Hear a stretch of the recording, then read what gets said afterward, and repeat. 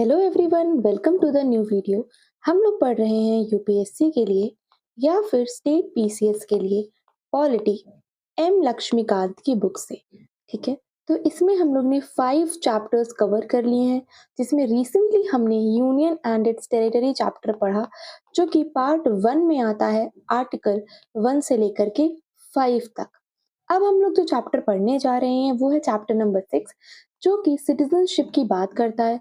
और सिटीजनशिप जो है वो आर्टिकल 5 से लेकर के 11 में पार्ट 2, जो हमारा कॉन्स्टिट्यूशन है, उसके पार्ट 2 में आती है, क्योंकि पार्ट 1 हम लोग पहले ही देख चुके हैं यूनियन एंड इट्स टेरिटरी को लेकर के। तो चलिए इस चैप्टर को स्टार्ट करते हैं विदाउट वेस्टिंग एनी टाइम। तो जो पहली लाइन है उसमें ये बात बता रखी है कि किसी भी मॉडर्न स्टेट में, स्टेट का मतलब यहाँ पे कंट्री से रिलेट करा जा सकता है। किसी भी मॉडर्न कंट्री में, इंडिया में जैसे कि अगर हम देख लें तो दो तरह के लोग होते हैं, एक सिटीजन्स होते हैं और एक एलियंस होते हैं। सिटीजन्स वो लोग होते हैं जो उस कंट्री के फुल मेंबर्स होते हैं, उनके पास सारे पॉलिटिकल और सिविल राइट्स होते हैं। ठीक है, जैसे कि हम और आप जो है इंडिया के सिटीजन्स हैं। अब एलियन, सपोज कोई इंग्लैंड से, पाकिस्तान से, न्यूजीलैंड से अगर इंडिया में आता है, ठीक है, तो वो पासपोर्ट बेयर करता है अपनी ओन कंट्री का, जहाँ से वो आता है, वो फुल टाइम मेंबर नहीं है। हम लोग क्योंकि इंडियन पासपोर्ट बेयरर्स हैं, इसलिए हम लोग इंडिया के फुल टाइम सिटीजन्स हैं, फुल मेंबर्स हैं। हमारे पास पॉलिटिकल और सिविल दोनों ही तरीके के राइट्स हैं। हम लोग वोट देते हैं इंडिया के लिए। ठीक है, और एलियंस जो होते हैं वो किसी और कंट्री के मेंबर्स होते हैं और कंट्री के सिटीजन्स होते हैं। इनके पास सारे सिविल राइट्स नहीं होते, सारे सिविल और पॉलिटिकल राइट्स नहीं होते। हालांकि हमारे इंडियन कॉन्स्टिट्यूशन में कुछ राइट्स हैं जो कि एलियंस को भी अवेलेबल है, और कुछ ऐसे राइट्स हैं जो सिर्फ और सिर्फ सिटीजन्स को ही हैं, जो इंडियन सिटीजन्स हैं उन्हीं को ही हैं। हालांकि जो एलियंस हैं उनको भी हम दो कैटेगरीज में कर सकते हैं, एक है फ्रेंडली एलियंस और एक है एनिमी एलियंस। ठीक है, फ्रेंडली एलियंस वो लोग होते हैं जिनके इंडिया के साथ अच्छे रिलेशंस हैं। ठीक है, और एनिमी एलियंस वो होते हैं जिनके साथ इंडिया वॉर पे रहता है, जैसे कि पाकिस्तान। अगर पाकिस्तान से कोई भी है तो इतनी जल्दी उसको वीजा नहीं मिलेगा, या फिर ना ही मिले, कुछ नहीं कहा जा सकता है इस बात में, क्योंकि पाकिस्तान और इंडिया का वॉर होता ही रहता है। ठीक है, बट अगर सपोज कोई नेपाल से आता है, भूटान से आता है, ठीक है, तो हमारे बीच में फ्रेंडली रिलेशंस है, तो वो इजिली उनको इंडिया में आया जा सकता है। वो हमारे फ्रेंडली एलियंस हो जाएँगे। ठीक है? उसके बाद अगर हम बात करें, जो हमारे उनके पास बेसिकली लेसर राइट्स होते हैं। जो एनिमी एलियंस होते हैं उनके पास लेसर राइट्स होते हैं, बट जो फ्रेंडली एलियंस होते हैं, ठीक है, उनके पास उनसे ज़्यादा राइट्स होता है एज़ कम्पेयर टू। ठीक? But protection against arrest and detention, जो हमारा आर्टिकल 22 में, ये हम पढ़ेंगे फंडामेंटल राइट्स वाले चैप्टर में, जो कि इसका नेक्स्ट ही पार्ट है, पार्ट 3 में है हमारे फंडामेंटल राइट्स, उनको पढ़ेंगे। तो चलिए अब हम आगे चीज़ें जो देखने जा रहे हैं, वो चीज़ें देखने जा रहे हैं जो प्रिविलेजेस हैं, जो राइट्स हैं, जो सिटीज़न्स ऑफ इंडिया को ही हैं और किसी भी तरीके के एलियंस को नहीं है। अब मैं इसका शॉर्ट ट्रिक आपको बता दूँ, ठीक? कि जो आर्टिकल्स हैं 15, 16, 19, 29 और 30, देखो कोई बोलेगा 15, 16 तो नहीं, मुझे तो ऐसे ही याद है 15, 16, 19, 29, 30। ठीक है? तो जो फंडामेंटल राइट्स है, जो सिर्फ़ और सिर्फ़ इंडियन सिटीज़न्स को ही अवेलेबल है, वो है 15, 16, 19, 29 और 30। अब इन आर्टिकल्स में क्या बात कही गई है? जो 15 आर्टिकल है, जो आर्टिकल 15 है, वो बात करता है राइट अगेंस्ट डिस्क्रिमिनेशन की। डिस्क्रिमिनेशन 5 तरह की चीज़ों पे, religion, race, caste, sex and place of birth. ठीक है, अब किसी-किसी की चीज़ों पे पार्लियामेंट जो है वो कोई रेज़िडेंस का अगर प्रिस्क्राइब कर देते हैं तो वो बात अलग है, पर 5 चीज़ों पे हमारा जो फंडामेंटल राइट है आर्टिकल 15, वो डिस्क्रिमिनेशन की बात करता है कि आप इन बेसिस पे डिस्क्रिमिनेट नहीं कर सकते हैं लोगों को, इन चीज़ों पे, रिलिजन, रेस, कास्ट, सेक्स और प्लेस ऑफ बर्थ। आर्टिकल 16 बात करता है राइट, जो इक्वालिटी है अपॉर्चुनिटी की पब्लिक एम्प्लॉयमेंट में। अब आप ये सोचो कोई नेपाल से आया है, कोई सपोज कोई अदर कंट्री से आया है, बांग्लादेश है, अब उसको हम पब्लिक एम्प्लॉयमेंट में पहले तो हम अपनी कंट्री के, तो ये सारे हमारे सिटीजन्स को ही हैं, हम और आपके लिए हैं। ठीक है, अब सपोज कोई बांग्लादेश है, कोई म्यांमार से आया है, वो यूपीएससी के लिए बैठे, तो नहीं हो सकता ना ऐसे, तो ये सिटीजन्स को ही अवेलेबल है पब्लिक एम्प्लॉयमेंट में। आर्टिकल 19 बात करता है freedom of speech and expression के बारे में। जो फ्रीडम ऑफ स्पीच है हमारा, assembly, association, movement, residence and profession की। तो देखो आर्टिकल 19 में बहुत सारे आर्टिकल्स आते हैं। ठीक है, ए से लेकर के आई गेस, ठीक है, ए मतलब ऐसे चलता है 19A 19B, इस तरीके से आर्टिकल, ये सारी चीजें फंडामेंटल राइट्स वाले चैप्टर में पढ़ेंगे। और आता है कल्चरल और एजुकेशनल राइट्स, ठीक है, जो 29 और 30 में कल्चरल और एजुकेशनल राइट्स 29 और 30 में ये आर्टिकल्स, देखो हमने 15 देख लिया, 16 देख लिया, 19 देख लिया और 29 देख लिया और 30 देख लिया। ये जितने भी फंडामेंटल राइट्स है सिर्फ और सिर्फ सिटीजन्स को ही अवेलेबल है, एलियंस को नहीं है, चाहे फ्रेंडली हो चाहे एनिमी एलियंस हो। अब उसके बाद कुछ ऐसे राइट्स है, एक दो राइट और है, जैसे कि इलेक्शंस में वोट करने का, लोकसभा और स्टेट लेजिस्लेचर जो लेजिस्लेटिव असेंबली है उसमें वोट करने का जो अधिकार है वो सिर्फ और सिर्फ इंडियन सिटीजन्स को ही है। और अगर आप एमपी के लिए खड़े, मतलब मेंबर ऑफ पार्लियामेंट के इलेक्शंस के लिए खड़े हो रहे हैं या एमएलए के लिए खड़े हो रहे हैं इलेक्शन में कंटेस्ट करने के लिए, सपोज मैं इलेक्शन में खड़ी होती तो मैं इंडियन सिटीजन हूँ तभी मैं इलेक्शन में खड़ी हो पा रही हूँ, ये कोई भी एलियंस को अवेलेबल नहीं है। अब एलियंस से यहाँ सोचने मत लग जाना कि एलियंस पृथ्वी के बाहर का एलियंस नहीं, हमारे इंडिया के बाहर का कोई भी पर्सन है वो हमारे लिए एलियन है। अब वो फ्रेंडली भी हो सकता है और एनिमी एलियंस भी हो सकता है, ठीक। अब देख लो, एलिजिबिलिटी है कुछ पब्लिक ऑफिसेस को होल्ड करने की जो सिटीजन ही होगा इंडिया का, जैसे कि president of India, vice president, जजेस होंगे सुप्रीम कोर्ट और हाई कोर्ट के, गवर्नर स्टेट्स में जो होते हैं, attorney general of India, advocate general of India, ये सब इंडियन सिटीजन होंगे। अब देखो, सिटीजनशिप बहुत सारे तरीकों से बात करेंगे हम, नेचुरलाइजेशन, रजिस्ट्रेशन, डिसेंट, इनकॉर्पोरेशन, सारी चीजें हम आगे देखेंगे, ठीक। अब इसमें सारी चीजें दे रखी हैं कि कुछ ड्यूटीज भी हैं, हमने राइट्स तो दे दिए सिटीजन्स को पर सिटीजन्स की कुछ ड्यूटीज भी हैं, ठीक, जैसे कि हमें अपने टैक्सेस को पे करना है, रिस्पेक्ट करना है नेशनल फ्लैग को, इंडिया के प्रति हमारी कुछ ड्यूटीज भी तो होनी चाहिए ना, नहीं तो राइट्स जो है सिर्फ राइट्स रहेंगे तो बात ही क्या रहेगी, ड्यूटीज भी होनी चाहिए, जैसे नेशनल एंथम को रिस्पेक्ट करना है, अपनी कंट्री को डिफेंड करना है, ये सारी चीजें फंडामेंटल ड्यूटीज में देखेंगे जो कि पार्ट 4A में आती हैं कि हमारी एज अ सिटीजन क्या ड्यूटीज है अपनी कंट्री को लेकर के, ठीक। अब यहाँ पे एक इंपॉर्टेंट चीज आती है, एक डिफरेंस है, बताया गया है इंडिया और अमेरिका के बारे में, इंडिया और जो यूएसए है उसमें, जैसे कि इंडिया में जो प्रेसिडेंट है, ठीक है, अब इंडिया और यूएसए में जो प्रेसिडेंट है इसमें एक डिफरेंस है, ठीक। जो इंडिया का प्रेसिडेंट है वो बाय बर्थ भी हो सकता है और नेचुरलाइज सिटीजन भी हो सकता है, हम आगे चीजें देखेंगे कि नेचुरलाइज सिटीजन क्या होते हैं, ठीक है। जो इंडिया में है वो प्रेसिडेंट बन सकता है एक सिटीजन बाय बर्थ भी, जन्म से अगर वो भारत का नागरिक है, या फिर नेचुरलाइजेशन के माध्यम से अगर वो भारत का नागरिक बना है तो भी वो इंडिया का प्रेसिडेंट बन सकता है, ठीक है। पर यूएसए में ऐसा नहीं है, यूएसए में प्रेसिडेंट वही व्यक्ति बन सकता है जो कि जन्म से ही अमेरिका का नागरिक हो, ठीक। नेचुरलाइज सिटीजन या इस तरीके का कोई भी प्रेसिडेंट वहां पे, कोई भी बंदा वहां पे प्रेसिडेंट नहीं बन सकता है। ये बात क्लियर हो गई होगी आप में, कि एक बार और बता देती हूँ, ये इंडिया है, ये यूएसए है, ठीक। अब इंडिया में प्रेसिडेंट की बात हो रही है, यूएसए में भी प्रेसिडेंट की बात, तो इंडिया में देखो एक तो बाय बर्थ होगा और एक नेचुरलाइज्ड होगा, तो इंडिया में दोनों ही तरीके से प्रेसिडेंट बना जा सकता है, अगर आप बाय बर्थ इंडिया के नागरिक है तो बन जाएंगे, नेचुरलाइज सिटीजन है तो भी बन जाएंगे। बट यूएसए में अगर आप बर्थ से ओनली बाय बर्थ सिटीजन है अमेरिका के तो ही आप बन पाएंगे, नेचुरलाइजेशन रजिस्ट्रेशन कुछ नहीं चलता वहां पे, ठीक है। अब हम कुछ कॉन्स्टिट्यूशनल प्रोविजंस की बात करेंगे, ठीक है, यहाँ पे आ गए हैं कॉन्स्टिट्यूशनल प्रोविजंस, जो कि हम बात करेंगे कि कौन से पार्ट में आता है, कितने आर्टिकल्स है, उन आर्टिकल्स में क्या क्या बातें कही गई हैं, ठीक है। तो जो कॉन्स्टिट्यूशन है हमारा सिटीजनशिप में कहाँ बात करी गई है, तो वो आर्टिकल 5 से लेकर के 11 में पार्ट 2, पार्ट 3 में तो फंडामेंटल राइट्स है, सॉरी, पार्ट 2, ठीक है, पार्ट 2, मुझे लगा मैं फंडामेंटल राइट्स पढ़ा रही हूँ, इतनी देर से राइट्स लग रहा है। पार्ट 2 में बात करी गई सिटीजनशिप की, आर्टिकल 5 से लेकर के 11 में, ठीक है। और ये बहुत ही, देखो इसमें इतना ज्यादा कुछ एक्सप्लेनेशन में भी नहीं बताया गया, कुछ इलाबोरेट करके प्रोविजंस को नहीं बताया गया है, ठीक। बस इसमें ये बताया क्योंकि इसके बाद हमने सिटीजनशिप अमेंडमेंट एक्ट बनाया 19, देखो सिटीजनशिप अमेंडमेंट एक्ट आता 1955 का, ठीक। तो उसमें बातें कही गई हैं, पर जब कॉन्स्टिट्यूशन बना, अब आपके प्रीवियस ईयर क्वेश्चंस अगर आप देखोगे तो उसमें यही बताया गया एज पर कॉन्स्टिट्यूशन, तो अगर एज पर कॉन्स्टिट्यूशन पूछा जाए तो डिफरेंट प्रोविजंस है, और as per citizenship amendment act पूछा जाए तो डिफरेंट प्रोविजंस है। आप उसमें टिक करके मत आ जाइएगा, जो सिटीजनशिप अमेंडमेंट एक्ट में दे रखा है अब वो पूछ दे कि कॉन्स्टिट्यूशन में था तो नहीं, ठीक। अब बात करते हैं जो हमारा कॉन्स्टिट्यूशन है उसमें क्या बात कही गई है, पहले हम ये देखेंगे, ठीक है। अमेंडमेंट एक्ट तो हमें पता है पार्लियामेंट लेके आया 1955 में, ठीक। अब देख लो इलेबोरेटली कॉन्स्टिट्यूशन में नहीं बात करी गई थी सिटीजनशिप के बारे में, तो तब क्या बात करी गई, जो कॉन्स्टिट्यूशन है उसने सिर्फ इतना बताया कि कौन बनेगा इंडिया का सिटीजन, कब से, 26 जनवरी 1950, अब ये डेट आप याद कर लो, 26 जनवरी 1950 से ही हमारा कॉन्स्टिट्यूशन लागू होता है, तो वो यही बात करता है कि तब से हमारे सिटीजन्स कौन होंगे, ठीक है, it only identifies the person who became citizen of India, तब से हमारा कॉन्स्टिट्यूशन कमेंस होता है। ठीक, और इसमें कोई acquisition of loss of citizenship subsequence ऐसी कुछ बात नहीं करी गई। आप बोलो कि हमारे as per the constitution citizenship can be gained by 5 methods और 6 मेथड्स व्हाटएवर। ठीक, नहीं, कॉन्स्टिट्यूशन में तो इस तरीके की बात ही नहीं करी गई है। बात करी गई सिटीजनशिप अमेंडमेंट एक्ट में बात करी गई है। ठीक है, और एक और इम्पोर्टेंट बात अगर मैं आपको बताऊं, हमने अगर सिटीजनशिप सिंगल सिटीजनशिप लिया है तो वो कनाडा से लिया है।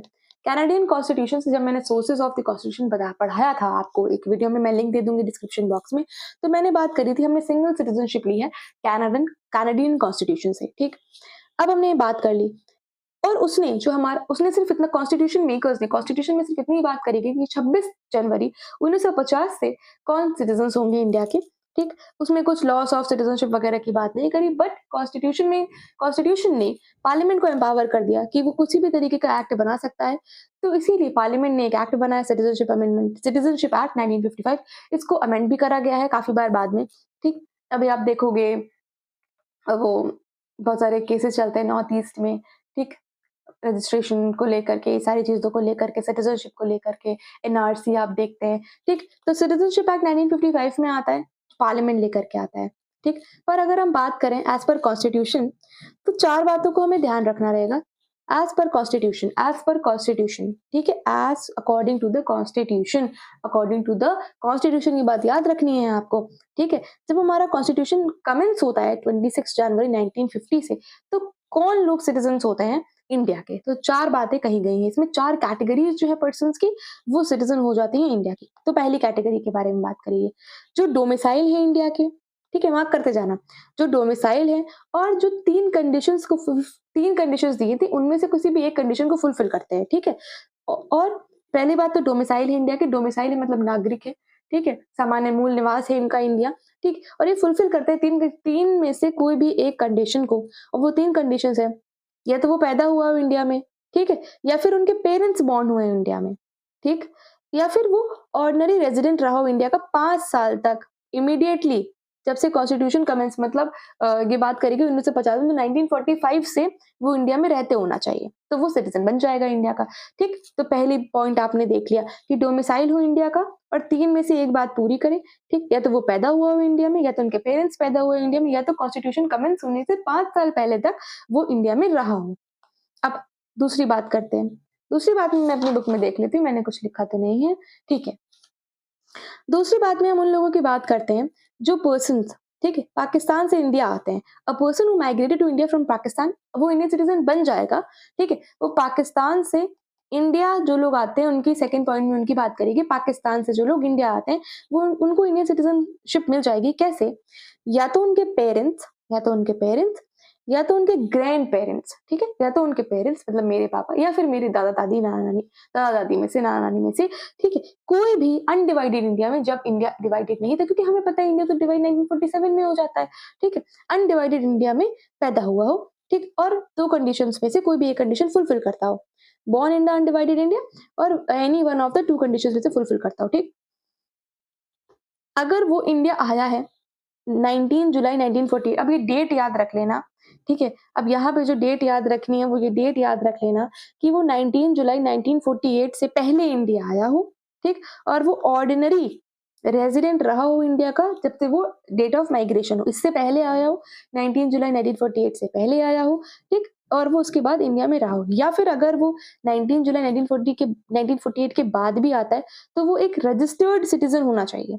ठीक है, उनको रजिस्ट्रेशन फॉर्म दिया गया होगा, आई होप। अब मैं तो तब थी नहीं, ठीक है, बट रजिस्ट्रेशन फॉर्म कुछ दिया गया होगा।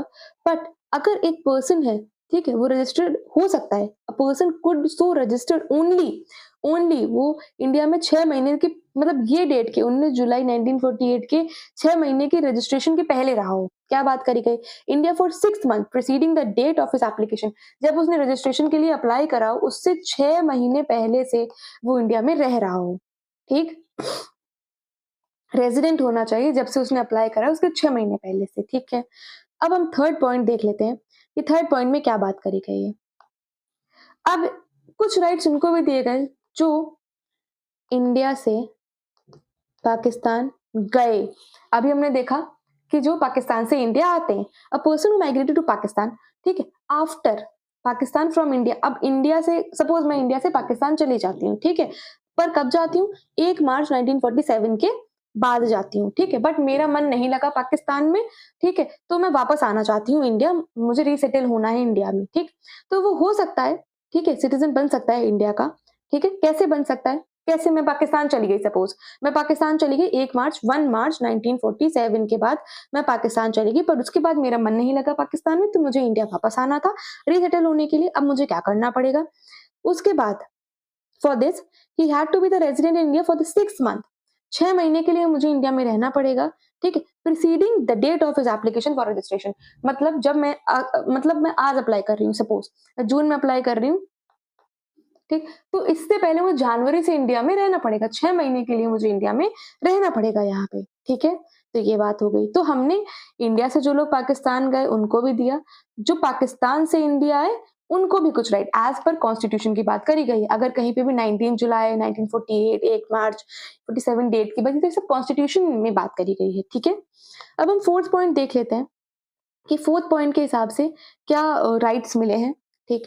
एक पर्सन है, अ पर्सन, ठीक है, या उसके पेरेंट्स या उसके ग्रैंड पेरेंट्स, मैं हूँ, मेरे मम्मी पापा हैं और मेरे दादा दादी हैं सपोज, ठीक है, जो कि अनडिवाइडेड इंडिया में पैदा हुए थे, ठीक, पर फिलहाल वो इंडिया के बाहर रह रहे हैं, ठीक है। सिटीजनशिप जो है बहुत ही कंफ्यूजिंग सब्जेक्ट टॉपिक हो सकता है, ठीक है, पॉलिटी में, बट इसको थोड़ा बहुत क्लियर करते हुए चलेंगे तो आपको चीजें आसान होती जाएंगी। अ पर्सन या मैं हूँ, मेरे पेरेंट्स, अपने ऊपर लेकर के देखो, मैं हूँ, मेरे पेरेंट्स मेरे दादा दादी हैं, जो कि पैदा हुए हैं अनडिवाइडेड इंडिया में, ठीक, पर वो प्रेजेंटली और रेजिडिंग आउटसाइड इंडिया, ठीक है, मैं बाहर रह रही हूँ, सपोज मैं भूटान में रह रही हूँ, सपोज मैं नेपाल में रह रही हूँ, ठीक, मुझे इंडिया का सिटीजन बनना है, ठीक, तो उन्हें रजिस्टर्ड होना पड़ेगा, ठीक, रजिस्ट्रेशन करना पड़ेगा, रजिस्ट्रेशन होगा उनका, मैं भूटान में रहती हूँ, पर मैं पैदा हुई थी इंडिया में, प्रेजेंटली मैं भूटान में रहती हूँ, पर मुझे अभी इंडियन सिटीजनशिप चाहिए, ठीक है, तो मुझे एक रजिस्ट्रेशन करना पड़ेगा, ठीक।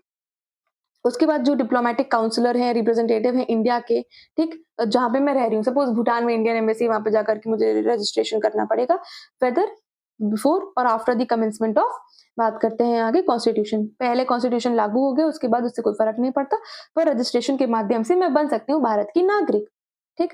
अब इसमें कवर होते हैं ओवरसीज जो इंडियंस है वो भी, ठीक है, वो भी इंडियन सिटीजनशिप ले सकते हैं।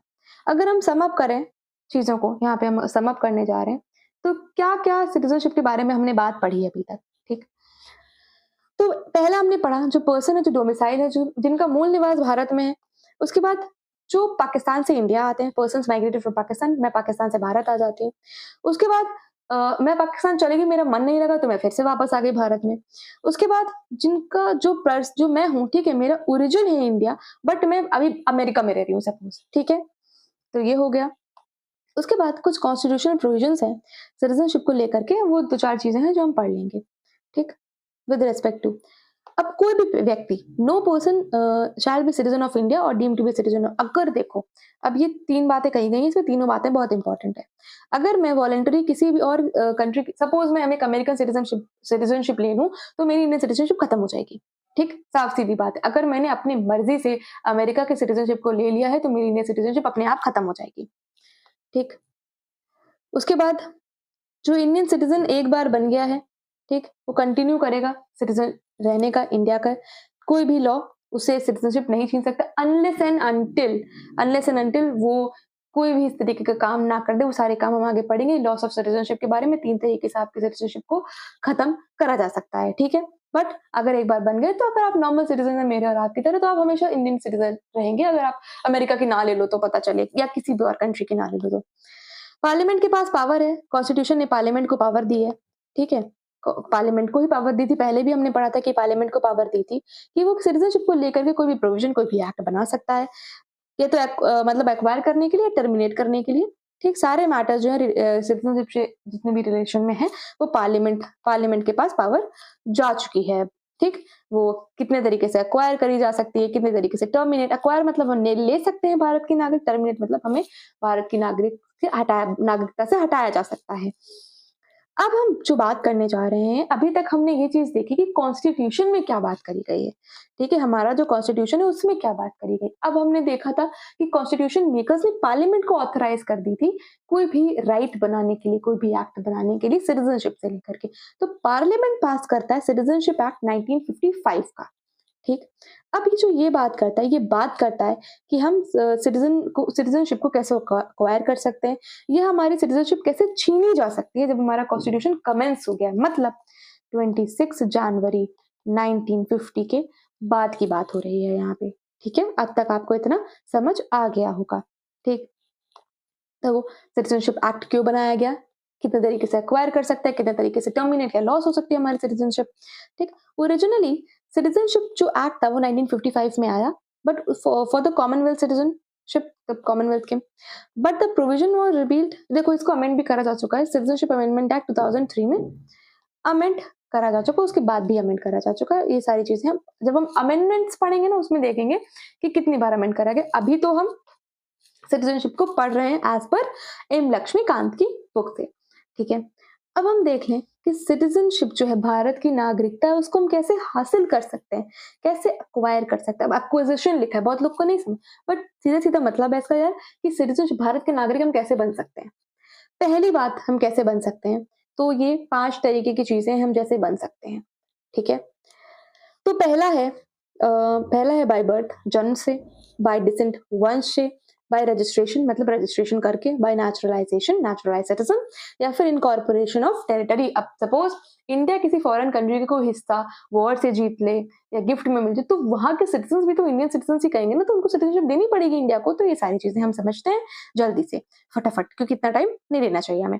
अब पहला जो पॉइंट दे रखा है वो दे रखा है बाय बर्थ। अगर मेरा जन्म भारत में हुआ है तो मैं जन्म से भारत की नागरिक हूँ, ठीक है? मेरे पास इंडिया का पासपोर्ट है, तो मुझे कैसे पासपोर्ट मिला? क्योंकि मैं भारत की नागरिक हूँ, ठीक? अब जन्म से मैं तो जन्म से हूँ, ठीक? अब या तो वो व्यक्ति, जो पर्सन जो है वो पैदा हुआ हो 26 जनवरी 1950 को या उसके बाद, पर 1 जुलाई 1987 से पहले, ठीक है? अब ये सोचना डेट क्यों दी? इसमें दिमाग मत लगाओ क्यों दिया ये डेट, बस दे दी तो एक बार पढ़ लो, याद कर लो, ठीक है? तो वो व्यक्ति या तो उसका बर्थ हुआ 26 जनवरी 1950 को या उसके बाद, पर 1 जुलाई 1987 से पहले, तो वो भारत का सिटीजन कहलाएगा, ठीक? बाय बर्थ सिटीजन कहलाएगा, बाय बर्थ, ठीक? उसको नेशनैलिटी मिल जाएगी इंडिया की। अब a person born in India, अगर वो व्यक्ति पैदा हुआ है 1 जुलाई 1987 के बाद, ठीक है? उसको भी हम सिटीजन मानेंगे इंडिया का, बट सिर्फ और सिर्फ उसके पेरेंट्स अगर, ठीक? जब वो पैदा हो रहा है तब वो इंडिया में थे, ठीक है? Only if either of his parents is a citizen of India at the time of his birth, ठीक है? ईदर ऑफ हिज पेरेंट्स मतलब मेरे मम्मी या पापा, जब मैं पैदा हुई हूँ 1987, 1 जुलाई 1987 के बाद अगर मेरा जन्म हुआ है भारत में, ठीक है? तो मेरे कोई भी पेरेंट, मम्मी या पापा में से कोई भी पेरेंट जो है वो इंडिया का सिटीजन होना चाहिए, ठीक? तो ये बात हो गई। उसके बाद अगर कोई भी पर्सन पैदा होता है 3 दिसंबर 2004 के बाद, 3 दिसंबर 2004 के बाद अगर पैदा होता है तो वो भी सिटीजन कहलाएगा इंडिया का, जब only if both of their parents are citizen. अभी पहले बात करी गई, देखो पहले क्या बोला उसने, ईदर ऑफ द पेरेंट्स, ठीक है? मतलब मम्मी या पापा में से कोई भी। अब बोला क्या है 3 दिसंबर 2004 के बाद, क्या बोला उसने? उसने ये बात बोली कि both of his parents, both of their parents होने चाहिए सिटीजन ऑफ इंडिया के, ठीक? और वन ऑफ हुज पेरेंट्स, वो इलीगल माइग्रेंट नहीं होना चाहिए, ठीक है? Whose parents is a citizen of India and other is not an illegal migrant, कोई इलीगल माइग्रेंट नहीं होना चाहिए, ठीक? पर सिटीजन होने चाहिए इंडिया के, ठीक? The children of foreign diplomats posted in India and enemy aliens cannot acquire Indian citizenship by birth। देखो हमारी कंट्री में बहुत सारे फॉरेन डिप्लोमेट्स रहते हैं, ठीक है? बहुत सारे डिप्लोमेट्स की पोस्टिंग होती है इंडिया में। हमारे भी आईएफएस जाते हैं, फॉरेन जो जाते हैं, फॉरेन सर्विसेज में जाते हैं, ठीक है? इंडिया के बाहर रहते हैं। तो ऐसे ही और भी कंट्रीज के जो सिटीजन वो फॉरेन डिप्लोमेट्स है वो भी आते हैं इंडिया में। या फिर एनिमी एलियंस, वो बाय बर्थ एक्वायर नहीं, अब उनका पैदा हो गया बच्चा यहाँ पे, सपोज कोई फॉरेन डिप्लोमेट है, उसका बच्चा यहाँ पे पैदा हो जाता है इंडिया में, तो वो इंडियन सिटीजन थोड़ा नहीं कहलाएगा, नहीं कहलाएगा, ठीक है? ऐसे तो नहीं होगा। अब ऐसे तो करके बहुत सारे लोग आ जाएं और वो इंडियन सिटीजनशिप ले लें, हमें बच्चे पैदा कर लें, तो ऐसे नहीं काम चलेगा, ठीक है? तो इनको नहीं मिलेगी, ये बात याद रखना है, ये एक्सेप्शन है, इनको नहीं मिलेगी। ये बात फटाफट से याद कर लो कि कोई भी फॉरेन डिप्लोमेट है या एनिमी एलियन से, अगर उनका बच्चा इंडिया में पैदा होता है या वो इंडिया में पैदा होता है तो उनको इंडियन सिटीजनशिप नहीं मिलेगी, ठीक है? तो बाय बर्थ जो था वो हमारा यहाँ पे खत्म हो जाता है। अब देखेंगे बाय डिसेंट। अगर किसी को यहाँ पर डिसेंट का मतलब नहीं समझ में आ रहा तो डिसेंट का मतलब होता है वंश, ठीक? अब वंश, वंश से कैसे आपको मिल सकती है? अभी तो आप पैदा हो रहे थे इंडिया में, अब आप वंश, वंश मतलब अरे मेरे वंशज तो वे थे, मेरे दादा-दादी, मेरे परदादा-दादी, ठीक है? तो एक व्यक्ति है जो कि इंडिया के बाहर पैदा हुआ है, ठीक है? A person born outside India, ठीक? मैं चली गई बाहर, मतलब मेरे मम्मी-पापा चले गए बाहर, ठीक है? और मैं पैदा हो गई बाहर इंडिया के, पर मेरे मम्मी-पापा इंडियन सिटिज़न्स हैं, ठीक है? उनकी उनकी बात करी गई है, ठीक? A person born outside India on or after 26 January 1950 ये एक मेजर डेट है, याद रखना, यहीं से हमारा कॉन्स्टिट्यूशन कमेंस होता है। पर 10th दिसंबर 1992 10 दिसंबर 1992 उसको हम इंडियन सिटीजन मानेंगे बाय डिसेंट। जब उसके फादर वाज अ सिटीजन, जब वो पैदा हो रहा था, ठीक है, तो उसके फादर जो थे वो इंडियन सिटीजन थे, ठीक है, बाय डिसेंट। अब यहाँ पे बात हो जाती है, यहाँ पे आप पहले राइट टू इक्वालिटी की बात कर रहे हो, अब आप बोल रहे हो यहाँ पे कि आप जेंडर बायस नहीं हो, अब आप बोल रहे हो यहाँ पे कि फादर जेंडर बायस नहीं, मतलब सॉरी पैट्रियार्की, राइट? ठीक, अब आप यहाँ पे बात करो कि फादर, मदर क्यों नहीं हो सकती? मदर क्यों नहीं हो सकती? फादर आपने बोल दिया यहाँ पे, तो ये हो गया मैटर। अब मैटर हो गया यहाँ पे। अब इसने तो ये बात बोली थी कि 26 जनवरी 1950 पे या उसके बाद, पर 10 दिसंबर 1992 से पहले अगर वो पैदा हुआ है भारत में नहीं, सॉरी, मतलब वो इंडिया के बाहर पैदा हुआ है, पर उसके पापा जो है वो इंडियन सिटीजन है, तब वो पैदा, जिस दिन वो पैदा हो रहा था उस दिन उसके पापा इंडियन सिटीजनशिप थी उनके पास में, ठीक है? तो वो डिसेंट से हो जाएगा, क्योंकि वंश तो हम, पैट्रियार्की सोसाइटी है हमारी इंडिया, तो वंश तो हम पापा से ही मानते हैं, ठीक? अब second, a person born outside India, वंश की जब भी हम बात करेंगे तो आउटसाइड इंडिया पैदा होना है हमें, बर्थ की जब भी बात करेंगे तो इंडिया में पैदा होना है हमें, डिसेंट की बात कर रहे हैं वंश की तो इंडिया से बाहर पैदा होना है। तो डिसेंट की बात कर लो तो पैदा हुए हैं हम इंडिया के बाहर, पर पैदा हुए 10 दिसंबर 1992 पे या उसके बाद। अभी तक हम 26 जनवरी 1950 पे या उसके बाद पैदा हो रहे थे, बट अगर हम इंडिया के बाहर पैदा हुए हैं 10 दिसंबर 1992 उस दिन या फिर उसके बाद, तो उसको हम सिटीजन मानेंगे इंडिया का। जब उसके either of his parents citizen होंगे इंडिया के, जब वो पैदा हुआ है, तो ईदर ऑफ हिज पेरेंट्स, क्योंकि मैंने आपको बताया मैटर हो गया ना अभी पैट्रिया की, फादर बता दिया उससे पहले, ठीक है, कि फादर होना चाहिए, तो ये हो गया। अब उसके बाद एक और पैरा है इसमें डिसेंट में दे रखा है, जो हम पढ़ेंगे। ये बात करी गई है कि 3 दिसंबर 2004, 3 दिसंबर 2004 से ऑनवर्ड्स कोई भी पर्सन है, अगर वो इंडिया के बाहर पैदा हो रहा है, उसको सिटीजन हम नहीं मानेंगे। सिटीजन हम क्यों नहीं मानेंगे? नहीं मानेंगे उसको सिटीजन बाय डिसेंट, वन से सिटीजन नहीं मानेंगे, अनलेस अनलेस उसका जो बर्थ है ना वो रजिस्टर्ड नहीं है इंडियन कॉन्सुलेट में विद इन 1 ईयर, ठीक है? जब से वो पैदा हुआ है उसके 1 साल के अंदर उसको, अगर देखो हम क्योंकि इंडिया के बाहर पैदा हो रहा है, सपोज मैं नेपाल में या भूटान में या कहीं और भी पैदा हो रही हूँ, ठीक है? तो फिर तब कोई भी बच्चा अगर अमेरिका में पैदा हो रहा है, तो अमेरिका में जो इंडियन कॉन्सुलेट है, इंडियन एम्बेसी है, मतलब जो भी कॉन्सुलेट है, वहाँ पे उसका रजिस्ट्रेशन ज़रूरी है, ठीक है? उसको रजिस्ट्रेशन कराना पड़ेगा और अप्रूवल चाहिए, परमिशन चाहिए हमें सेंट्रल गवर्नमेंट की। 1 साल के अंदर-अंदर उसका रजिस्ट्रेशन कराना है, ठीक? उसके बाद नहीं माना जाएगा, साफ-सीधी बात है। और एक एप्लीकेशन, ठीक है? एप्लीकेशन जो है उसकी रजिस्ट्रेशन की, क्योंकि वो एक माइनर बच्चा है, ठीक है? तो जो एप्लीकेशन है उसकी रजिस्ट्रेशन की, वो इंडियन कॉन्सुलेट में जाएगी, ठीक? और अंडरटेकिंग भी दी जाएगी उसके पेरेंट्स की, क्योंकि वो माइनर है, वो तो कुछ नहीं कर सकता, तो वो अंडरटेकिंग दी जाएगी, ठीक? कि वो किसी और कंट्री का पासपोर्ट नहीं रखता है, वो इंडियन पासपोर्ट बेयरर है, इंडिया का सिटीज़न है, पर वो बाहर रहता है, उसके बच्चे बाहर पैदा हुए, पर उसे उस बच्चे की भी इंडियन सिटीज़नशिप चाहिए उसे, ठीक?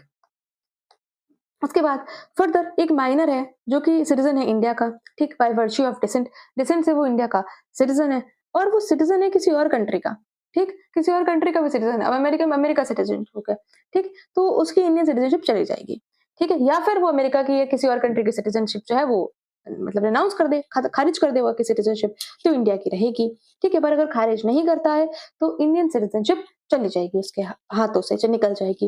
Nationality of another country within 6 months of attaining a full age, जब वो 18 ईयर्स, जैसे इंडिया में 18 ईयर्स है, सपोज दूसरी कंट्री में कोई कितनी और एज भी है कि वो अडल्ट हो जाता है, अगर वो फुल एज कर लेता है, अगर वो चाहता है इंडियन सिटीजनशिप को लेना तो वो ले सकता है, पर 6 महीने का टाइम है उसके पास, या तो वो सिटीजनशिप खारिज कर दे या इंडिया की सिटीजनशिप खारिज कर दे। अगर वो ले लेता है अमेरिका की सिटीजनशिप तो इंडिया की सिटीजनशिप ऑटोमेटिकली खारिज हो जाएगी, ठीक है?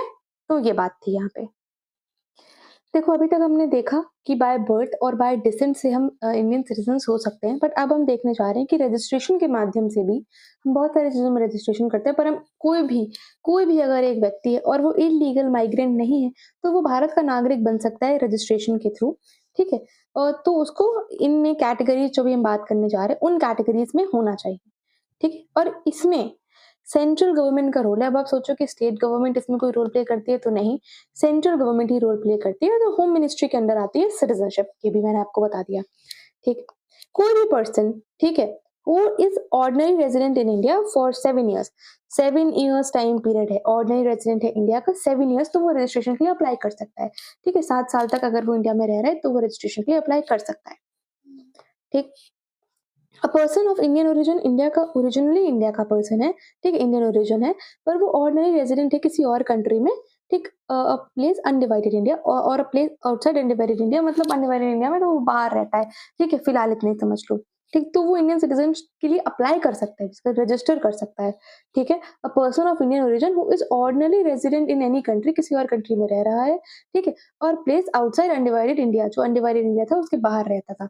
ठीक, उसके बाद ये 1947 से पहले की बात हो रही है यहाँ पे। A person who is married to a citizen of India, ठीक है, अब बाहर का मतलब एक फॉरेनर है, उसने सिटीजन इंडिया का मैरिड कर लिया। ठीक है, किसी सपोज एक कोई कोई मतलब कोई भी एक लड़की है, उसने इंडियन सिटीजन से शादी कर ली है। ठीक है, तो वो भी अप्लाई कर सकती है अगर वो 7 साल तक, ठीक, इंडिया में रहे, एप्लीकेशन अप्लाई करने से पहले। ठीक, 7 साल तक इंडिया में रहे, एप्लीकेशन में अप्लाई करने से पहले उसे 7 साल रहना पड़ेगा इंडिया में पर। ठीक है, उसके बाद जो भी माइनर जो चिल्ड्रन है, ठीक है, जो सिटीजन है इंडिया के, उनके जो माइनर चिल्ड्रन है वो रजिस्ट्रेशन के थ्रू अप्लाई कर सकते हैं। माइनर चिल्ड्रन, ठीक है, 18 साल से कम के बच्चे। एक कोई पर्सन है फुल एज का है और कैपेसिटी का, जिसके पेरेंट्स जो हैं वो इंडियन सिटीजन्स के लिए रजिस्टर्ड कर सकते हैं, उनके बच्चे भी कर सकते हैं। ठीक है, a person of full age and capacity whose parents are registered as citizen, उनके पेरेंट्स अगर इंडियन सिटीजन्स हैं तो बच्चे भी इंडियन सिटीजनशिप के लिए अप्लाई कर सकते हैं। एक पर्सन है फुल एज और कैपेसिटी का, ठीक है, उसके ईदर ऑफ हिज पेरेंट्स, मतलब या तो मम्मी या तो पापा, वो पहले इंडियन सिटीजन थे। ठीक, अर्लियर इंडियन सिटीजन थे जब इंडियन इंडिपेंडेंट इंडिया में थे। ठीक, and is ordinary resident in India for 12 months, मतलब 1 साल तक अगर वो इंडिया में रह रहे हैं, ठीक, तो वो इंडियन सिटीजनशिप के लिए अप्लाई कर सकते हैं रजिस्ट्रेशन के माध्यम से। एक पर्सन है फुल एज और कैपेसिटी का, फुल एज और कैपेसिटी मतलब 18 years और अबव कैपेसिटी भी है। ठीक है, who has been registered as an overseas citizen of India card holder for 5 years, अगर उसको OCI overseas citizen of India का कार्ड मिला हुआ है और वो ऑर्डिनरी रेजिडेंट है इंडिया में 12 months, मतलब 1 साल के लिए, एप्लीकेशन बनाने से पहले, मतलब एप्लीकेशन अप्लाई करने से पहले, देखो 7 साल भी एप्लीकेशन अप्लाई करने से पहले रहना है। ठीक है, तो 12 महीने भी एप्लीकेशन अप्लाई करने से पहले ही रहना है। अब बात कर लो, एक पर्सन है, ठीक, वो डीम्ड होगा इंडियन, मतलब इंडियन सिटीजनशिप उसको तब मिल पाएगी, इंडियन ओरिजिन का है, इफ ही और ईदर ऑफ हिज पेरेंट्स, या तो वो या तो उसके पेरेंट्स पैदा हुए हों अनडिवाइडेड इंडिया में, मतलब 1947 से पहले। ठीक, क्या बात कही गई है, such territory which became the part of India after, देखो 15 अगस्त 1947 को हमारा देश आजाद होता है, तो उससे पहले अगर अनडिवाइडेड इंडिया में उसके पेरेंट्स बॉर्न हुए हैं तो वो इंडियन सिटीजनशिप के लिए अप्लाई कर सकते हैं। All of the above categories must taken, अब जो भी कैटेगरीज के थ्रू अप्लाई करेंगे तो वो ओथ ऑफ एलिगेंस लेंगे रजिस्ट्रेशन करने से पहले। ठीक है, ओथ लेंगे ना एलिगेंस की। उसके बाद नेचुरलाइजेशन की अगर हम लोग बात करें, नेचुरलाइजेशन में क्या होता है, पहले हमने पढ़ा कि जो सिटीजनशिप है वो सेंट्रल गवर्नमेंट के अंदर आती है, होम मिनिस्ट्री के अंदर आती है। अब इसमें क्या होता है कि जो सेंट्रल गवर्नमेंट होती है एक एप्लीकेशन पे, ठीक है, सेंट्रल गवर्नमेंट होती है एक एप्लीकेशन पे ग्रांट कर सकती है सर्टिफिकेट ऑफ नेचुरलाइजेशन किसी भी पर्सन को, इलीगल माइग्रेंट नहीं होना चाहिए, अगर उसमें कुछ क्वालिटीज है तो इसमें सर्टिफिकेट देगी, नेचुरलाइजेशन का सर्टिफिकेट देगी। ठीक, अब क्या क्या होना चाहिए, मतलब किन किन में से मिल सकता है उसको नेचुरलाइजेशन का सर्टिफिकेट। ठीक, that he is not a subject और सिटीजन ऑफ एनी कंट्री, मतलब देखो, अगर पहला पॉइंट जो है वो ये बात करता है कि जब तक अगर दूसरी कंट्री में इंडिया के जो नेचुरलाइज सिटीजन, इंडिया के सिटीजन को नेचुरलाइज सिटीजनशिप मिल सकती है तो इंडिया भी दे देगा उन्हें। ठीक, सपोज अफ्रीका है, साउथ अफ्रीका इंडियंस को नेचुरलाइजेशन के माध्यम से सिटीजनशिप दे देता है, तो इंडिया भी साउथ अफ्रीकन जो पर्सन है उनको नेचुरलाइजेशन के माध्यम से सिटीजनशिप दे देगा। हिसाब बराबरी का बैलेंस चलता है ना। उसके बाद किसी और कंट्री का वो सिटीजन है, ठीक है, बट वो रिनाउंस कर देता है, उस सिटीजनशिप को रिनाउंस कर देता है एप्लीकेशन के माध्यम से, तो उसकी इंडियन सिटीजनशिप मतलब एक्सेप्ट कर ली जाएगी। दूसरी रिनाउंस करनी पड़ेगी आपको, मतलब खारिज करनी पड़ेगी। ठीक, या तो वो इंडिया में रहा हो, इधर रिसाइडेड इन इंडिया, और किसी सर्विस में रहा हो गवर्नमेंट ऑफ इंडिया की, ठीक, through out the period of 12 months application के पहले, इंडियन सर्विसेज में रहा हो किसी भी में भी। ठीक, क्योंकि हम देखते हैं, देखो नेपाली, भूटानी, इसको भी इंडियन मिल जाती है, हमें पता है। गोरखा एक रेजिमेंट है उसमें मिल जाती है, ठीक। उसके बाद 14 years immediately preceding period of 12 months, preceding period पहले, ठीक।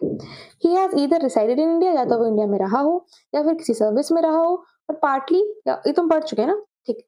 उसके बाद गुड कैरेक्टर का होना चाहिए, ये देखो, गुड कैरेक्टर से भी उसको सिटीजनशिप मिल सकती है इंडिया की, गुड कैरेक्टर होना चाहिए उसका, और एडिक्वेट नॉलेज हो उसको, ठीक है। क्या हो? एडिक्वेट नॉलेज हो लैंग्वेज स्पेसिफाइड में, जो हमारी 8th शेड्यूल है उसमें हमने 22 भाषाओं के बारे में बात कर रखी है, उसमें से किसी एक लैंग्वेज में उसको स्पेसिफाइड नॉलेज होनी चाहिए, ठीक है। और that in the event of certificate of naturalisation be granted, जब उसको मिलेगा नेचुरलाइजेशन का सर्टिफिकेट, ठीक, तो वो इंटेंट करे, मतलब उसका इंटेंशन इंडिया में रहने का होना चाहिए, इंडिया में रिसाइड करने का उसका इंटेंशन होना चाहिए, और कंटिन्यू करे, ठीक है। ऐसा ना हो फिर भाग जाए, मतलब दूसरे देश चला जाए, ऐसे करके वो बनता रहे दूसरों का सिटीजन, ठीक। और इंडिया का वो मेंबर रहे, सोसाइटी, कंपनी और बॉडीज में एस्टैब्लिश इन इंडिया, और सबकी रिस्पेक्ट करे बेसिकली, ठीक है। However, the government of India may waive all of any of the conditions for naturalization। अगर वो पर्सन जो है वो देखो, अब इसमें क्या बात करी गई, पहले मैं आपको समझा दूं। However, the government of India may waive all or any of the above conditions for naturalization in case the person who has rendered, अगर देखो सारी कंडीशंस को खारिज करा जा सकता है अगर सिर्फ और सिर्फ उसने कोई डिस्टिंग्विश्ड सर्विस करी हो, ठीक है, साइंस में, फिलोसफी में, आर्ट में, लिटरेचर में, वर्ल्ड पीस में, या ह्यूमन प्रोग्रेस में, तो उनको इंडियन सिटीजनशिप दी जा सकती है नेचुरलाइजेशन के माध्यम से, ठीक है। ये बात याद रखो। और जो हर नेचुरलाइज सिटीजन को ओथ लेनी पड़ती है एलिगेंस की, कॉन्स्टिट्यूशन ऑफ इंडिया की, ठीक है। ये बात याद रख लो कि सारी कंडीशंस को वेव ऑफ करा जा सकता है, सारी कंडीशंस को खारिज करा जा सकता है अगर, ठीक है, गवर्नमेंट ऑफ इंडिया कर देती है सारी कंडीशंस को वेव आउट कर सकती है, सिर्फ और सिर्फ अगर वो पर्सन है उसने कोई डिस्टिंग्विश सर्विस करी हो, ऑफर करी हो, साइंस में, फिलोसफी में, आर्ट में, लिटरेचर में, वर्ल्ड पीस में, या फिर ह्यूमन प्रोग्रेस में। सब लोग जो बनेंगे वो ओथ तो लेंगे ही, ठीक। अब आपने देखा होगा कि जो बर्थ वाले सिटीजन है वो कोई ओथ वोथ नहीं लेते, ठीक है। अब जो डिसेंट वाले सिटीजन है वो भी ओथ नहीं लेते, तो रजिस्ट्रेशन नेचुरलाइजेशन वाले ही सिटीजन जो है वो ओथ ले रहे हैं, ये बात आपको याद रखनी है। कहीं ऑप्शन में दे दे आपको कि ओथ लेते हैं बर्थ वाले सिटीजन, तो ऐसा नहीं है। अब bye incorporation of territory, sorry book में भी देख लेते कुछ लिखा तो नहीं, कुछ रह रहा हो, ठीक है। बाय इनकॉर्पोरेशन ऑफ टेरिटरी, ठीक है। अगर India if any foreign territory becomes a part of India, कोई भी फॉरेन टेरिटरी है वो इंडिया का पार्ट बन जाती है, सपोज कुछ ये श्रीलंका आइलैंड्स है, वो इंडिया के पार्ट बन जाते हैं, तो हमें इंडियन सिटीजनशिप देनी पड़ेगी उनको। The government of India specifies the persons who among the following, जो उसमें रह रहे होंगे पर्सन्स वो इंडियन सिटीजन्स बनेंगे ना, कहाँ जाएंगे वो लोग, ठीक है। और उन पर्सन्स को जो है सिटीजन माना जाएगा इंडिया का फ्रॉम द नोटिफाइड डेट, कोई भी नोटिफाइड डेट देगा तो उसमें सिटीजन माना जाएगा। फॉर एग्जाम्पल, अगर इसका एग्जाम्पल देखें, जब पौंडीचेरी इंडिया का पार्ट बनता है, ठीक है, जब पौंडीचेरी इंडिया का पार्ट बनता है तो गवर्नमेंट जो है वो सिटीजनशिप पौंडीचेरी ऑर्डर लाती है 1962 में, तब से जो वहां के लोग जो पौंडीचेरी में रह रहे होते हैं वो इंडियन सिटीजन ही कहलाए जाते हैं। Got it? नहीं समझ आया हो तो भी मुझे बता देना कमेंट सेक्शन में। उसके बाद कुछ स्पेशल प्रोविजंस बनाए जाते हैं सिटीजनशिप को लेकर के, जो कि असम अकॉर्ड में। अब असम अकॉर्ड की बात कर लो, कहीं पे भी अगर हम सिटीजनशिप के बारे में पढ़ेंगे तो असम अकॉर्ड सामने आ ही जाता है आपके, ठीक है। तो जो सिटीजनशिप अमेंडमेंट एक्ट आया 1985 में, क्योंकि अमेंडमेंट हो गया 1955 में, ओरिजिनल था 1985 में, अमेंडमेंट हो गया, उसने एक स्पेशल प्रोविजन जो है उसे ऐड कर दिया गया, जो कि पर्सन्स को कवर करेगा, जो पर्सन्स है असम अकॉर्ड, ठीक है। क्योंकि आप देखोगे ना, असम जो है वो बाउंड्री लगाता है, भूटान से भी बाउंड्री लगाएगा, म्यांमार से भी बाउंड्री लगा रहा है, सॉरी म्यांमार से नहीं लगाता, भूटान से बाउंड्री लगा रहा है, ठीक है, और बांग्लादेश से बाउंड्री लगा रहा है थोड़ी सी, ठीक है। तो इसलिए वहां पे बहुत ज्यादा फॉरेनर्स का इन्वेजन हो रहा था, इलीगल माइग्रेंट्स आ रहे थे बहुत ज्यादा, ठीक। तो इसलिए असम अकॉर्ड आता है। असम अकॉर्ड बात करता है all persons of Indian origin who came to Assam before, कोई भी पर्सन है इंडियन ओरिजिन के वो असम, मतलब वो असम आते हैं, ठीक है, पर 1 जनवरी 1966 से पहले अब बांग्लादेश से आ रहे हैं, क्योंकि बांग्लादेश में जानते हैं रेफ्यूजी और ये सब का केसेस बहुत चलता रहता है, म्यांमार, बांग्लादेश में, ठीक। तो असम आते हैं बांग्लादेश से, ठीक, और रेजिडेंट रहते हैं, जब से वो date entry into Assam shall be deemed to be citizens 1 January 1966 से, अगर वो असम में रह रहे होते तो वो इंडियन सिटीजंस कहलाए जाएंगे। अब every person who came to Assam on or after, मतलब या तो वो 1 जनवरी 1966 को आया हो या उसके बाद आया हो, पर 25 मार्च 1971 से पहले आया हो। देखो 1971 का बांग्लादेश लिबरेशन वॉर है, हमें पता है, ठीक है, और 25 मार्च 1971 से पहले आया हो बांग्लादेश में, बांग्लादेश से असम आया हो बांग्लादेश से, ठीक है। और who have been detected to be a foreigner shall register himself, उसको रजिस्ट्रेशन करना पड़ेगा, ठीक है। और जो रजिस्टर्ड पर्सन है वो डीम्ड होगा citizen of India for all the purposes expiry date होने से पहले, ठीक है, of a period of 10 years। यहाँ पे 10 साल की बात करी गई, साम अकॉर्ड में 10 years की बात करी गई, ये बात याद रखना, ठीक है। अब जब तक उसको डिटेक्शन का टाइम लगेगा, क्योंकि यार देखो रिफ्यूजी का प्रॉब्लम बहुत ज्यादा है, वर्ल्ड में ही रिफ्यूजी का प्रॉब्लम बहुत ज्यादा है, ठीक है। बट आफ्टर इंटरवीनिंग पूरी चीजों को देखने के बाद after 10 years, period of 10 years, he shall have the same rights and obligations as citizen of India, ठीक है, except right to vote. Right to vote छोड़ करके उसके बाद सारे अधिकार हो जाएंगे, ठीक है, ये बात याद रखना, except except right to vote, क्योंकि असम अकॉर्ड बहुत ज्यादा इंपॉर्टेंट है सिटीजनशिप में, ठीक है। तो ये बातों को याद रखना, except right to vote, citizen बन जाएगा इंडिया का और 10 years, और डेट है 1 जनवरी 1966 से। Refugee problem Bangladesh. अब हमें 5 तरीके से अगर सिटीजनशिप मिल रही है तो 3 तरह से हमारे सिटीजनशिप को लिया भी जा सकता है, हमारी सिटीजनशिप खत्म भी करी जा सकती है, हमारी सिटीजनशिप टर्मिनेट भी करी जा सकती है, ये 3 वर्ड्स हैं। तो जो सिटीजनशिप एक्ट आता है 1955 का, वो प्रिस्क्राइब करता है 3 तरीके जिससे हमारी सिटीजनशिप को छीना जा सकता है, खत्म करा जा सकता है। तो वो 3 तरीके रेनंसिएशन, टर्मिनेशन या फिर डिप्राइव कर दिया जाए। तो अगर हम रेनंसिएशन की बात करें तो कोई भी सिटीजन है इंडिया का, ठीक है, वो डिक्लेयर कर सकता है कि अब मुझे इंडियन सिटीजन नहीं रहना है, मुझे किसी और कंट्री की सिटीजनशिप लेनी है, मुझे खुद से, अगर मैं खुद से मना कर दूं, मैं रिनाउंस कर दूं अपनी इंडियन सिटीजनशिप, तो रेनंसिएशन के थ्रू, ठीक है। Upon the registration of that declaration, हम एक डिक्लेरेशन पेपर साइन करेंगे। However this declaration is made during war, ठीक है, तो वो कैंसिल भी करा जा सकता है, विदहेल्ड करा जा सकता है। अगर वॉर चल रहा है उस टाइम पे इस चीजों को प्रायोरिटी नहीं दी जा सकती है, ठीक है। और जब भी कोई पर्सन रिनाउंस करता है इंडियन सिटीजनशिप, एवरी माइनर, अगर मेरा बच्चा है 18 ईयर्स से कम, वो माइनर है, तो वो भी अपनी सिटीजनशिप खो देगा, ठीक है। अब मैं कैंसिल करती हूँ इंडियन सिटीजनशिप, तो वो बच्चे की भी सिटीजनशिप चली जाएगी। हाउएवर जब वो फुल एज ले लेगा, 18 ईयर की हो जाएगी, तो वो रिज्यूम कर सकते हैं इंडियन सिटीजनशिप, अगर वो चाहे। 18+ हो जाता है बच्चा, तो अगर वो चाहे तो उसको फिर से इंडियन सिटीजनशिप मिल सकती है, ऐसा कुछ परमानेंट नहीं है, बट मेरी तो चली जाएगी क्योंकि मैं अनाउंस कर दूंगी अपनी। उसके बाद जो सेकेंड मेथड है हमारी लॉस हो जाने का, वो है टर्मिनेशन, अगर टर्मिनेट कर दी जाए, ठीक है। जब कोई भी एक इंडियन सिटीजन है वॉलंटरी कर दे, ठीक है, वो जानता है कि मैं गलत कर रहा हूं, ठीक है, नोइंगली और विदाउट ड्यूरेस, ठीक है, अनड्यू इन्फ्लुएंस और कंपल्शन में, ठीक है, एक्वायर कर ले सिटीजनशिप दूसरी कंट्री की।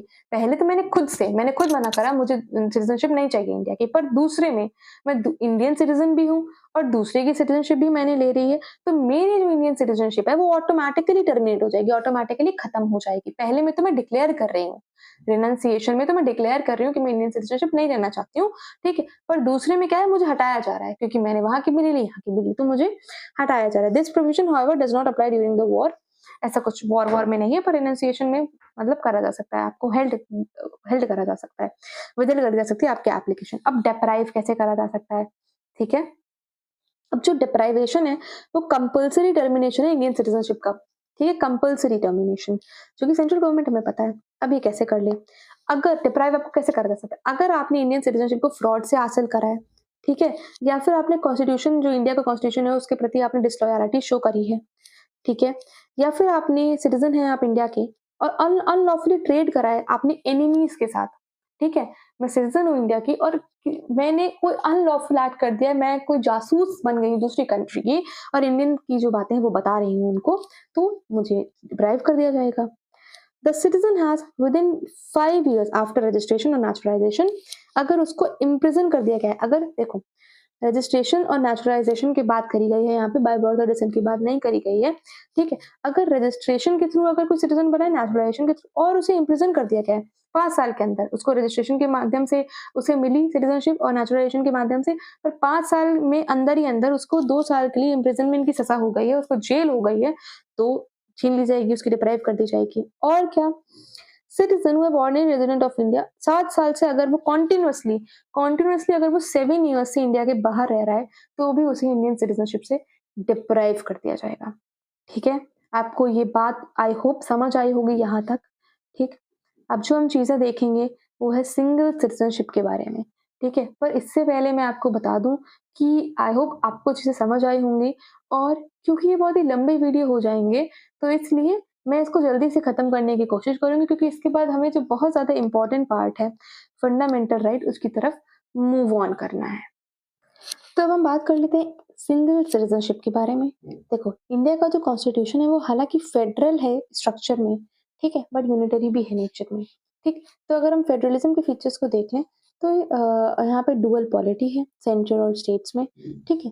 पर वो सिंगल सिटीज़नशिप प्रोवाइड करते हैं। क्या सिंगल सिटीज़नशिप मतलब हम सब भारत के नागरिक हैं, ठीक है? हालाँकि हमें पता है इंडिया में 28 स्टेट्स और 8 यूनियन टेरिटरीज़ हैं, पर हम सब इंडिया के ही सिटीज़न्स कहलाए जाते हैं। ठीक है? ठीक, द सिटीज़न्स ऑफ इंडिया जो है एक यूनियन जो है हमारा इंडिया उसको ही अपनी एलिगेंस ओव करते हैं। ठीक, यहाँ पे कोई भी स्टेट की जो है अलग से सिटीज़नशिप नहीं है जैसे कि मैं उत्तर प्रदेश से हूँ, कोई तेलंगाना से तो मैं बोलूँ नहीं मैं उत्तर प्रदेश की सिटीज़न हूँ, नहीं। और तेलंगाना वाला बोले कि मैं तेलंगाना का सिटीज़न हूँ, नहीं। हम सब भारत के नागरिक हैं और सब हम इंडियन सिटीज़न्स ही कहलाए जाते हैं, ठीक? पर अगर यूएसए की बात करें, अगर हम अमेरिका की बात करते हैं या फिर स्विट्ज़रलैंड की बात करें, तो वहाँ पे डबल सिटीज़नशिप के बारे में बात करी गई है। मतलब कोई भी एक जो यूएसए में है, अगर वो यूएस देखो उसके पास 2 सिटीज़नशिप है, मतलब एक यूएसए का सिटीज़न तो वो है ही और जो स्टेट है सपोज़ टेक्सास है, क्या है लॉस एंजेलिस है वहाँ पे, ठीक है? तो वहाँ का भी सिटीज़न वो कहलाया जाएगा। 2 सिटीज़नशिप होंगी उसके पास। यही बात इसमें बोली गई है कि in USA each person is not only a citizen of USA but also a particular state. ठीक है? जहाँ से वो बिलॉन्ग करता है, जहाँ से भी वो बिलॉन्ग करता है और दोनों को ही एलिगेंस वो करनी पड़ती है। ठीक? ये सिस्टम जो है वो क्रिएट करता है प्रॉब्लम डिस्क्रिमिनेशन की, पर हम चाहते थे कि हम एक यूनियन की तरीके हैं ताकि हम वही ना indestructible union of destructible states है, तो यही बात करी गई है। आगे इसमें ऐसा कुछ खास नहीं है। यहाँ पे बात करी गई है कि जो सिटीजन्स हैं इंडिया के irrespective of the state in which they born, कहीं पे भी बोर्न हुए हो, कहीं पे भी पैदा हुए हो, आप कहीं पे भी रिसाइड कर रहे हो, पर आप कहे जाएँगे इंडियन सिटीजन से किसी भी तरीके की कोई डिस्क्रिमिनेशन आपके बीच में नहीं करा जाएगा। बस यहाँ पे 2 एक्सेप्शंस और पॉलिटी में आपके लिए मैं आज ही बता देती हूँ कि एक्सेप्शंस बहुत ज़्यादा इम्पोर्टेंट है। एक्सेप्शंस ही इम्पोर्टेंट है, ठीक है? तो कुछ एक्सेप्शंस की बात कर लेते हैं हम यहाँ पे। देखो, आर्टिकल 16 अगर हम आर्टिकल 16 की बात करें, ठीक? तो वो एम्प्लॉयमेंट की बात करता है, पब्लिक एम्प्लॉयमेंट की। तो जो पार्लियामेंट है, ठीक है, आर्टिकल 16 के अंदर प्रिस्क्राइब कर सकता है रेज़िडेंस को, ठीक है?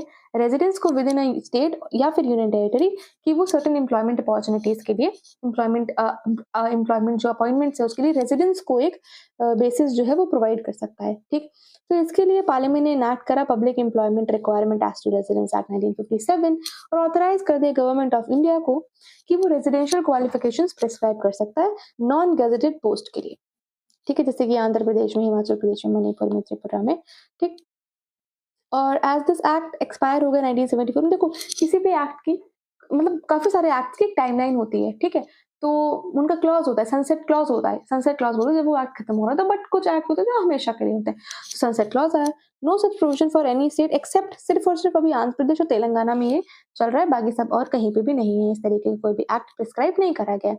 उसके बाद अगर हम बात करते हैं आर्टिकल 15 की, जो आर्टिकल 15 है वो हमारा डिस्क्रिमिनेशन को प्रोहिबिट करता है, ठीक? पर कुछ एक्सेप्शंस हैं, ठीक है? अब डिस्क्रिमिनेशन को किस against grounds religion, race, caste, sex या फिर प्लेस ऑफ बर्थ, ठीक है? बट रेजिडेंस को प्रिस्क्राइब यहाँ पे नहीं करा गया था, 5 चीज़ों को प्रिस्क्राइब पर रेजिडेंस उसमें से नहीं था, ठीक? तो स्पेशल बेनिफिट्स दे सकते हैं, प्रेफ़रेंस दे सकते हैं किसी अब जैसे यूपीएससी है सपोज़ सॉरी पीसीएस है, तो वहाँ के स्टेट के जो लोग हैं उनकी आप बोलोगे कि कम फीस है और आउटसाइड आ जाएँगे तो 600 फीस है, तो इस तरीके की आप बोल रहे हो कि डिस्क्रिमिनेट कर रहे हैं, नहीं।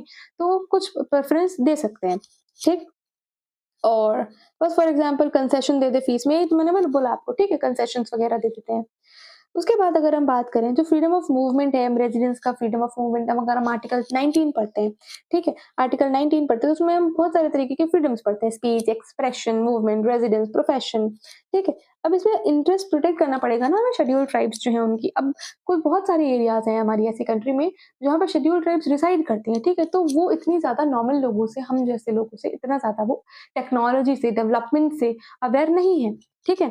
तो उनको हमें थोड़ा प्रोटेक्ट करके रखना पड़ेगा, ठीक है? प्रोटेक्शन देना पड़ेगा, ठीक? उनका डिस्टिंक्टिव कल्चर होता है, लैंग्वेज होती है, कस्टम्स होते हैं, उनके मैनर्स अलग होते हैं, तो उसको सेफगार्ड करना पड़ेगा ना हमें ताकि एक्सप्लॉइट ना हो जाए वो सारी चीज़ें, ठीक है। उसके बाद 2019 में जो लेजिस्लेचर था, जो पुराना लेजिस्लेचर था जम्मू एंड कश्मीर का, उसने एम्पावर करा। क्या चीज़ें एम्पावर करी? वो डिफाइन करेगा, define the persons who are permanent residents of the state, जो परमानेंट रेजिडेंट्स हैं स्टेट के। उसके बाद कॉन्फर करेगा कोई स्पेशल राइट्स या प्रिविलेजेस और परमानेंट जो रेजिडेंट्स हैं उनके लिए, जैसे कि employment in the state, government, immovable property acquire करने के लिए, ठीक, सेटलमेंट होगा उनका स्टेट्स में, ठीक। उसके बाद स्कॉलरशिप्स वगैरह मिलेंगी, ठीक है। आप देखते हो ना, स्कॉलरशिप्स वगैरह मिलती है, एड मिलती है स्टेट गवर्नमेंट के थ्रू या सेंट्रल गवर्नमेंट के थ्रू भी बहुत सारी हमें स्कॉलरशिप्स मिलती हैं। ट्राइबल लोगों को या फिर शेड्यूल कास्ट के लोगों को, डिप्राइव्ड वुमेन्स को बहुत सारी स्कॉलरशिप्स मिलती हैं, ठीक है। ये सारे जो प्रोविजंस हैं, 35A आर्टिकल, हमें पता है कि आर्टिकल 370 और आर्टिकल 35A ये जम्मू कश्मीर से रिलेटेड थे। अब इसमें ऐसा कुछ भी नहीं है, तो 2019 के बाद से ये सब खत्म हो गए, कोई मतलब नहीं। अब यहाँ पे जो बात करी गई है वो ये बात करी गई है कि जो कॉन्स्टिट्यूशन में हम देखते हैं सिंगल सिटीजनशिप के बारे में, तो वो हमने कनाडा से लिए और ये इंट्रोड्यूस करता है सिंगल सिटीजनशिप, यूनिफॉर्म राइट्स देता है, कुछ केसेस में नहीं देता है, ठीक। अब बाकी सारी इसमें ऐसा एग्जाम पॉइंट ऑफ व्यू से कुछ भी इंपॉर्टेंट नहीं है, एक बार बुक में देख लेते, कुछ लिखा तो नहीं है। नहीं, हाँ, क्योंकि ये देखो, अब यहाँ पे बात वही है, क्योंकि ये देखो मतलब प्रोटेक्ट क्या करता है, प्रमोट करता है फीलिंग फ्रेटर्निटी की, यूनिटी की, और बिल्ड करता है इंटीग्रेटेड इंडियन नेशन को, क्योंकि हमें ऐसा हमारी फीलिंग आती है क्योंकि हम इंडियंस हैं। नहीं तो जो इंडिया है वो बँट जाएगा, उत्तर प्रदेश, बिहार, झारखंड जैसे बँट के, इस तरीके से में बँट जाएगा, ठीक है? तो यहाँ पे जो सिटीज़नशिप वाला चैप्टर है, उसका जो मोटा पार्ट है वो खत्म हो जाता है। ये पार्ट इसमें कुछ इम्पोर्टेंट नहीं है, ठीक है? जो इम्पोर्टेंट होगा उसको अभी हम देख लेंगे। फिलहाल इसमें ऐसा कुछ भी इम्पोर्टेंट नहीं है, क्योंकि ओवरसीज़ सिटीज़न ऑफ इंडिया, इससे बहुत टाइम से हमने कोई क्वेश्चन एक्सपेक्ट नहीं करा है, ठीक है? और इसमें लेटेस्ट भी कुछ अमेंडमेंट्स हो रहे हैं, चीज़ें चल रही हैं, ठीक? तो इसको हम अभी नहीं पढ़ेंगे, क्योंकि अभी हमारे एग्ज़ाम्स पॉइंट ऑफ व्यू से इतना इम्पोर्टेंट नहीं है। अब हम देख लेते हैं, यहाँ पे एक आपकी बुक में दे रखा होगा आर्टिकल्स को, ठीक है? ये हमारे लिए एक बार देखना ज़रूरी हो जाता है कि कौन से आर्टिकल में क्या बात करी गई, क्योंकि ये तो पूछा जा सकता है आपसे। तो आर्टिकल 5 में बोला गया है, citizenship at the commencement of the constitution. जब हमारा कॉन्स्टिट्यूशन कमेंस होता है, कब होता है, आप बताएंगे कमेंट सेक्शन में। तो आर्टिकल 5 में उसकी बात करी गई है। आर्टिकल 6 में बोला गया है, कुछ राइट्स दिए गए हैं सिटीजनशिप के, जो पाकिस्तान से लोग इंडिया आते हैं। आर्टिकल 6 में बात करी गई पाकिस्तान से जो लोग इंडिया मूव करते हैं उनके बारे में, ठीक। उसके बाद 7 में बात बोली गई है, जो लोग पाकिस्तान जाते हैं, मतलब इंडिया से जो लोग पाकिस्तान जाते हैं, मैंने बताया ना आपको कि उनका मन हो गया बाद में तो इंडिया आने का, तो 7 में बोली गई है जो पाकिस्तान जाते हैं उनके बारे में। 8 में क्या बात करी गई है, ठीक है? जो ओरिजिन रिसाइडिंग आउटसाइड इंडिया, जो लोग इंडियन सिटीजन्स हैं, ठीक है? सर्टेन पर्सन्स हैं इंडियन ओरिजिन के, पर वो बाहर रह रहे हैं, तो उनके बारे में 8 आर्टिकल में बात करी गई है। इंडियंस हैं ओरिजिन, इंडियन ओरिजिन के हैं, पर बाहर रहते हैं इंडिया के। उसके बाद 9 में क्या बात करी गई है, 9 में बात करी गई द पर्सन्स वॉलंटरी एक्वायर, जो कर लेंगे सिटीजनशिप किसी और फॉरेन कंट्री की, वो सिटीजन नहीं रहेंगे इंडिया के, ठीक है। 9 में ये बात बोली गई, 9 में ये बात बोली कि कोई भी सिटीजन है अगर वॉलंटरी किसी और कंट्री की सिटीजनशिप को एक्वायर कर लेगा, तो वो इंडियन सिटीजनशिप से मतलब वंचित हो जाएगा, उसके पास इंडियन सिटीजनशिप नहीं रहेगी। 10 में क्या बोला गया है, 10 में बोला गया है कि आपकी सिटीजनशिप के जो भी राइट्स है वो कंटिन्यू रहेंगे। 11 में बोला गया है कि जो पार्लियामेंट है वो रेगुलेट कर सकता है सिटीजनशिप को बाय लॉ, किसी भी एक्ट, किसी भी बिल को लाके सिटीजनशिप को जो है लॉ के थ्रू अमेंड कर सकता है, या कुछ भी रेगुलेट कर सकता है, कोई भी लॉ बना सकता है। तो आई होप अब हमारा, क्योंकि नेक्स्ट जो चैप्टर है वो फंडामेंटल राइट्स है, और ये बहुत ज़्यादा इंपॉर्टेंट चैप्टर है, इससे हर साल क्वेश्चन आता है और आएगा भी, इस साल भी आएगा ही। तो आई होप आपको जो सिटीजनशिप वाला चैप्टर है वो समझ आया होगा। एंड अगर आपको समझ आया है तो मुझे कमेंट सेक्शन में ज़रूर बताइएगा कि आपको ये वीडियो कैसा लगा, और कुछ गलती हो गई तो मुझे माफ़ कर दीजिएगा, मैं करेक्ट ज़रूर करूँगी, क्योंकि हो जाती है गलतियाँ इंसान से। क्योंकि अब हमारा जो नेक्स्ट चैप्टर है वो फंडामेंटल राइट्स है, और ये बहुत ज़्यादा इंपॉर्टेंट है, इससे क्वेश्चन हमेशा ही आता है, अब हमें वो पढ़ना है। मिलेंगे आपसे फंडामेंटल राइट्स वाले वीडियो में, तब तक के लिए बाय बाय एंड पढ़ते रहिए। All the best.